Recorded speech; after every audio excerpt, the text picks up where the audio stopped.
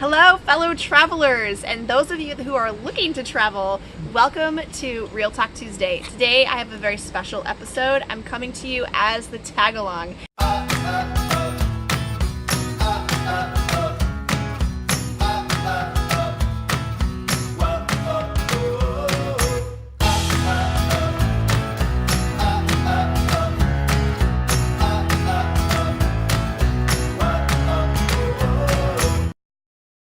I'm Kristen, and my husband John is a travel nurse. We live in our RV that we affectionately have named Wendy, and we have 3 kids and a dog. Thank you so much for joining us today. I hope you enjoy this great Real Talk Tuesday where I'm going to take you through how to travel with your family for jobs like travel nursing, travel PAs, any kind of traveling medical profession, or really any kind of traveling position that you are the spouse and you have kids to take care of.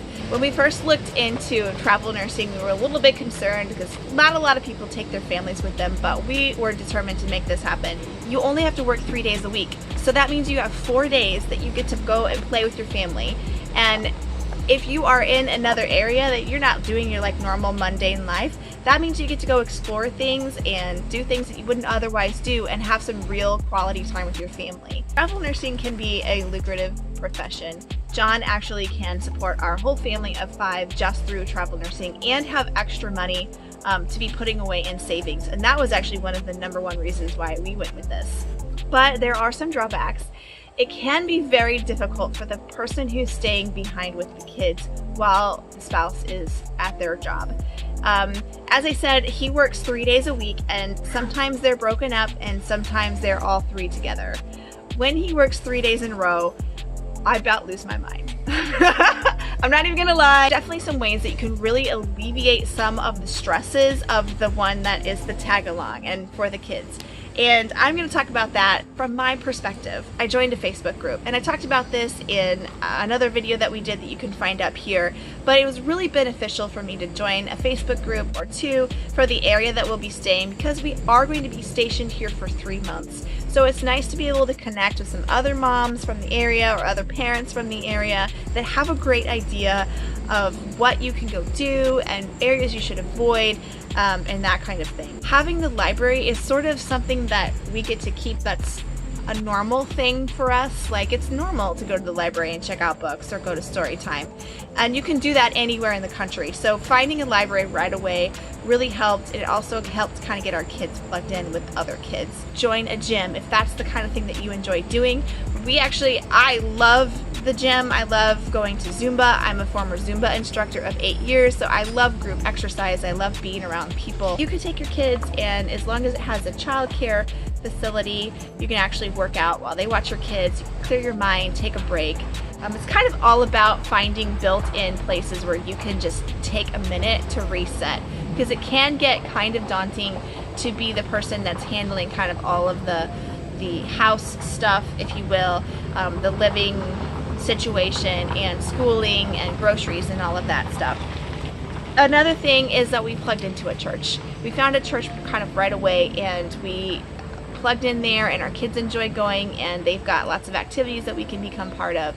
So even though we are travelers and we're temporarily in one spot, we can still do things that kind of normalize our life a little bit, even though we're living a completely non-ordinary lifestyle. So also, there's a ton of planning that goes into traveling with a family. You're going to want to plan how you're going to get to your destination. You also are going to have to plan where you're going to stay. If you're taking the housing, you're going to have to look and research the places that they offer, make sure that they're safe and whether you can all fit there. If you're taking an RV, you're going to want to research, are there actually RV parks where my spouse is looking to take an assignment? Do the normal everyday living planning, such as grocery shopping, when you're going to do your laundry, how that's all going to work out. And you want to travel light. Even if you're not in an RV, you're going to want to travel light. So you're not going to want to bring a ton of toys or a ton of books and things for your kids. So you definitely have to plan for that. Also, there's the planning of how are you going to educate your kids. That one was a huge one for us, and the most simple way that we are doing it is we're just homeschooling or road schooling. Not all of the planning has to be done by the spouse that's the tag-along spouse. but it certainly helps in our situation, and that is how it worked out for us. I wanted to pop in real quick just for a couple of things. The important things that you can do as the travel professional to help alleviate some of the stress that your significant other may be experiencing while you're off to work would be to come home and help clean up. One of the other things that I really try to do for Kristen is I try to make sure that she has time to herself. Also try to make it a priority that when I am home to really be involved in the kids, in the schoolwork, in the homeschooling, to do all those things, to be the person that is there for the family as well. I understand that there are trepidations. I understand that people have concerns in regards to whether or not this can be a reality for you or your family. It totally can, and it can be a fantastic reality. We would love it if you would subscribe. That way you are up to date with our channel, with new videos that we put out weekly. You can also ring the bell, which is going to give you notifications anytime a new video comes out. What's your favorite thing about this lifestyle?